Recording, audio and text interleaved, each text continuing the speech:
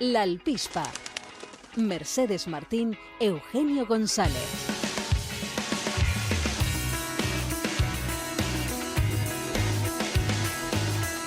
¿Qué tal, Canarias? Buenos días. Septiembre es conocido, entre otras cosas, como el mes de los divorcios. Lejos de servir de unión, las vacaciones ponen a prueba incluso a las parejas más sólidas.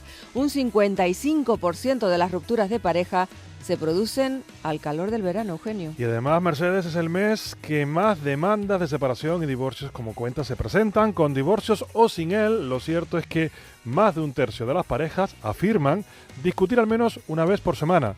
La tapa del váter levantada, un armario abierto, el dinero, los niños, las niñas. Los conflictos parecen inevitables y ¿será verdad aquello de que los que pelean se desean? Esther Pradilla, abogada y coach de parejas. ¿Qué tal, Esther? Buenos días. Buenos días, Mercedes. Buenos días, Eugenio. Hola, Esther. Encantada de estar aquí con vosotros. El placer es nuestro, Esther. Oye, ¿qué pasa en septiembre? Pues mira, tanto en septiembre como en enero, yo creo que no es que sea tanto las vacaciones, que también evidentemente hay mucho más tiempo compartido, pero yo creo que muchas veces es como dejamos para septiembre, dejamos para enero. Después de las vacaciones ya tomamos decisiones, ¿no? Entonces, en muchas ocasiones el matrimonio, la relación ya está deteriorada mucho antes, no solo porque en 2 meses se deteriore, ¿no? Pero que normalmente la decisión de formalizar las demandas pues suele ser o en septiembre o en enero, ¿no? Por eso hay ese incremento también de casos, ¿no? Por tanto, Esther, podemos decir que los divorcios se deberían pues apagar en invierno. Quiero decir que es en invierno cuando hay que trabajárselo bien, ¿no? Hay que trabajárselo todo el año, lo que Ya. pasa que evidentemente lo que vamos acumulando y ya llega un momento en que no aguanto más, ¿no? Entonces, si ya no aguanto más, imagínate tener que estar conviviendo con esa persona a la que ya no soporto, pero no soporto desde marzo, a lo mejor, ¿sabes? Ya. Es decir, que no es que en agosto le soporte menos, ¿no? Sino que no hemos gestionado los conflictos, no hemos aprendido a gestionar esas discusiones, ¿no? que surgen en las relaciones, y por eso llega un momento en que no se puede más, claro. Uh-huh. ¿Y cuáles son esos motivos? Habíamos dicho algunos, Eugenio nombraba, ¿no? Citaba, por ejemplo, eso de que alguno de los dos deje la tapa del váter levantada, el armario con la puerta abierta, luego las cuestiones económicas, la crianza. No sé, Esther, si para ti, con tu experiencia como entrenadora de parejas, son estos los principales motivos que llevan a discutir. Sí, evidentemente hay temas top, ¿no? Como puede ser eso, el dinero, crianza, gestión de las tareas domésticas, pero fíjate, John Gottman, que es un psicólogo, bueno, es uno de los mayores expertos en relaciones, él diferencia entre conflictos solubles y conflictos perpetuos. Lo digo porque muchas veces nos empeñamos en... Además, si cada uno piensa en su relación, él decía, dice, vienen a verme a lo mejor a los 4 años y han podido cambiar el color del pelo y la ropa que llevan. Dice, pero se siguen peleando exactamente por los mismos, por las mismas cosas, ¿no? Hay conflictos perpetuos que es como si te casaras con alguien que tiene codo de tenista, o tiene lumbalgia, o tiene dolores de espalda recurrentes, ¿no? Pues ese es el que me ha tocado. Entonces, hay conflictos que no se van a resolver. Lo que tenemos que aprender es a llegar a acuerdos de por qué. Imagínate, hay parejas en que uno los domingos se quiere quedar en casa y el otro siempre quiere ir a comer a casa de los padres. ¿Cuántas parejas no discuten sobre cómo gestionamos el tema de las relaciones familiares, ¿no? Entonces, en vez de sentarse y poder entender qué hay detrás de ese conflicto, qué es lo que a cada uno le lleva a querer una cosa o querer otra, seguimos peleando y seguimos queriendo tener razón. Entonces, en vez de tener razón, lo que tendríamos es que escuchar más a nuestra pareja y poder comprender qué hay detrás de su posición, ¿no? Detrás de su postura. Uh-huh. Y eso es lo que normalmente no hacemos. Los conflictos solubles pueden ser conflictos más del día a día, que ahí hay partes que, oye, hay cosas que son negociables y cosas que son innegociables. Y bueno, y podemos llegar a acuerdos y resolverlos. Pero cada pareja tendría que identificar cuáles son esos conflictos perpetuos, por los que llevan 20 años peleándose y todavía pretenden, pues, el que es impuntual, el que siempre llega tarde cuando tal, el que es desordenado, el que... Hay cosas que no se resuelven.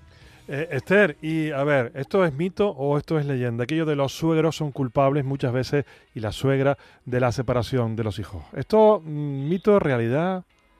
Yo creo que el problema es no poner el límite a los suegros o a las suegras. Es decir, siempre echamos la culpa a lo de fuera como si lo de fuera fuera culpable. Al final, cada uno en su sistema familiar, en sus relaciones con sus padres, pues tiene, pues eso, sus discusiones, su falta de límites. Hay hombres y mujeres que no ponen límites a sus padres, entonces invaden la casa. Pero realmente los responsables son la pareja. Ellos son los que tienen que decir somos dos, en vez de somos 6 dentro de la relación, ¿no? Yo y mis padres y tú y tus padres. Y claro que genera muchos conflictos, eso sí que lo he visto yo. Es que mi suegra entra en mi casa, es que tiene las llaves de mi casa y entra cuando le da la gana. Es que al niño le da de comer tal cuando le hemos dicho que no le dé golosinas, ¿no? Es decir, los suegros invaden hasta donde los padres, hasta donde la pareja permite que invadan. Ya. Bueno. Y luego, Esther, yo no sé si hay perfiles de pareja que se prestan más a esas discusiones, porque yo conozco algunas que tú dices, pero ¿cómo pueden continuar si están todo el rato chinchándose, todo el rato discutiendo por tonterías? ¿Hay perfiles así de parejas que es un modus operandi y siempre están así? Claro, es que cada pareja tiene sus reglas del juego, cada pareja desde que empieza incorpora una serie de hábitos. Hay parejas que no discuten nunca, ¿no? Fíjate que bien se llevan, que no discuten nunca, pero habrá que saber si lo que están es evitando el conflicto, porque es imposible no discutir. Otra cosa es que aprendamos a discutir mejor. Pero claro que hay diferencias, claro que hay cosas en las que no estamos de acuerdo, pero eso no significa que haya que hacerlo de forma agresiva, a través del grito y a través de la pelea. Entonces, se puede gestionar un conflicto de forma agresiva, de forma evitativa o de forma asertiva, que de forma asertiva es poderme sentar, poderte escuchar y poder hablar. Lo que yo hablo del rincón de la escucha. Tiene que haber un lugar de paz en el que yo pueda hablar contigo y pueda expresarte cómo me siento, qué necesito y qué te pido, ¿no?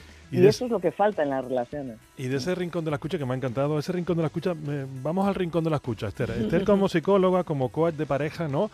Ha habido situaciones diferentes, pero algunas se repiten mucho, ¿no? Entiendo. En ese supuesto, en aquellos temas que se repiten mucho, de discusión, de separación de la pareja, Esther, ¿por qué en algunas parejas se puede reconducir y en otras no? Es decir, porque imagino que ante un mismo problema, la profesional suele dar, digamos que una misma solución a ese problema. ¿Por qué en algunos casos funciona y en otros no? Porque todo depende de la predisposición que tenga la pareja. Si yo estoy en un momento, porque hay parejas que ya están en modo enemigos, como digo yo, entonces es que da igual el tema, que se pelean por todo. Da igual que sea el armario, que sea la tapa del váter, que sea el dinero, es decir, estoy en una actitud ya confrontativa con el otro. No quiero escucharte, solo quiero tener razón. Y hay parejas que realmente sí tienen interés en sanar su relación, en mejorarla. Entonces, cuando están ahí y en ese rincón de la escucha, lo que hacen es poder comprender al otro y poder comprender, oye, ¿por qué se quiere gastar el dinero? Pues a lo mejor se lo quiere gastar pues porque en su casa de sus padres, pues yo qué sé, pues hubo un tema con el dinero que yo qué sé, que el padre falleció pronto y entonces él entiende que hay que vivir la vida y que hay que gastarlo. Y el otro a lo mejor entiende que hay que ahorrar. No, tenemos que ahorrar porque en su familia el concepto del dinero o la relación con el dinero era diferente. Cuando yo puedo sentarme, escuchar y comprender qué es lo que le pasa al otro, desde ahí puedo negociar y puedo decir, entre lo tuyo y lo mío, vamos a llegar a un punto medio, ¿no? Pero voy a escuchar cuál es tu motivo. Y por eso los conflictos perpetuos es llegar a acuerdos entre lo tuyo y lo mío, no que desaparezca, sino que lo gestionemos. ¿Y hay una media razonable de discusiones a la semana, al mes? No sé. Que tú dices, bueno, esto es razonable. Todo depende de donde... Es decir, hay parejas que se mueven bien en la discusión, que se mueven bien en el conflicto. Y a lo mejor se enfadan, se gritan, pero tienen su forma de salir del conflicto. Pero luego hay parejas que a lo mejor se pelean un día y están una semana o 2 semanas sin hablarse. Entonces, eso es retirar el amor.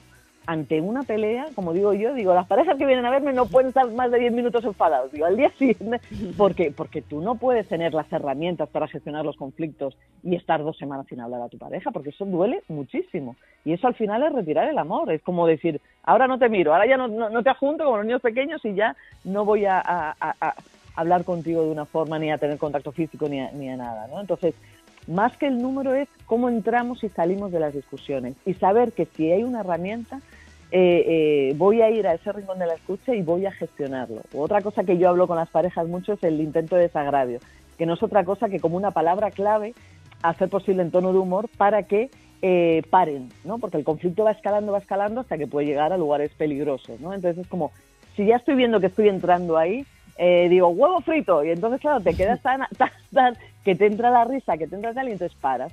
Desde ahí te vas, como digo yo, a un lado del río, a dar un paseo, a tu habitación, a lo que sea, y desde ahí, cuando esté en un momento de calma, cuando haya bajado la escala del conflicto, entonces me sentaré, iré a ese rincón de escucha y lo podré hablar. Pero cuando estamos en pleno mogollón, en plena escala del conflicto, ahí no podemos llegar a ningún tipo de acuerdo. Y ahí lo mejor es parar. Tener una palabra clave, una palabra que entre ellos, o sea, sacar un cleaner y como una bandera blanca, sacar algo que diga, ahora no. Ya lo hablaremos cuando estemos calmados, ¿no? Pues sí, como muchas veces ocurre, dejar enfriar las cosas antes de hablar en caliente, ¿no? Que no es el mejor momento. Claro, Me encanta esto del rincón de la escucha, ¿verdad, Eugenio? Sí, yo lo apuntaría por aquí. Venga, Rincón de la escucha. Sí. Y en el rincón de la escucha, importante, tiene que haber, imagínate, un cojín o una taza o lo que sea, que el que tenga el cojín es el que habla. El otro no puede interrumpir. Solo puede escuchar. Son las reglas del rincón de la escucha esta. Son las reglas del rincón de la escucha. El rincón de la escucha tiene que tener como su incluso sería buenísimo que hubiera una música asociada a ese rincón de la escucha, un olor, una velita, que es como me meto aquí y aquí no está permitido el discutir, ¿sabes? Aquí lo que vamos a hacer es debatir. Y entonces el que tiene el cojín es el que habla y el otro tiene que escuchar. Bueno. Y tiene que poder comprender qué le está pasando. Y luego el cojín pasa al otro, pero pues yo ya estoy viendo escucháramos más. Este cojín en el Congreso de los Diputados, Esther, un cojín bueno, de la qué bueno escucha. Qué bueno sería tener un corazón ahí, un cojín. ¿Verdad? Y que para escucharse. ¿Y qué olor pondríamos en el Congreso de los Diputados, Esther? ¿Qué aroma pondríamos? A ver, ahí no sé. Pues no lo sé. La banda, que tranquiliza, la banda. Que tranquiliza, ¿verdad? Pero sí hace falta escucharnos mejor. Eso es la clave. Esther Pradilla, abogada, coach de pareja, entrenadora de parejas. Gracias, Esther, por atendernos y responder a esta pregunta de hoy, ¿qué pasa en septiembre? Que parece que hay más divorcios y hemos aprendido mucho contigo, y como siempre hacemos y lo seguiremos haciendo. Gracias, Esther. Un placer, Mercedes. Gracias, adiós. Eugenio, un abrazo muy fuerte, hasta luego. Adiós. Bueno, pues esta es la pregunta que hoy le formulamos a ustedes, a los oyentes. ¿Usted discute mucho? En general, en pareja, en principio en pareja, pero también en la vida también, para llevarlo más allá de la relación de pareja. ¿Por qué suele usted discutir? ¿Hasta dónde está dispuesto, a mediar para que esto no ocurra? ¿Tiene usted contabilizadas cuántas veces discute a la semana? Porque también dicen que más de un tercio de las parejas, Mercedes, afirma discutir al menos una vez por semana. Esa es la media. Esta es la media. La suya, usted que nos está escuchando ahora, es esa, aumenta o incluso es menor, porque no llega a esa vez, media vez por semana. Bueno, pues nos lo cuenta como siempre, que luego lo vamos a compartir durante todo el programa en nuestro número de WhatsApp, que es muy simpático el 616-486754. We were good, we were gold, kind of dream that can't be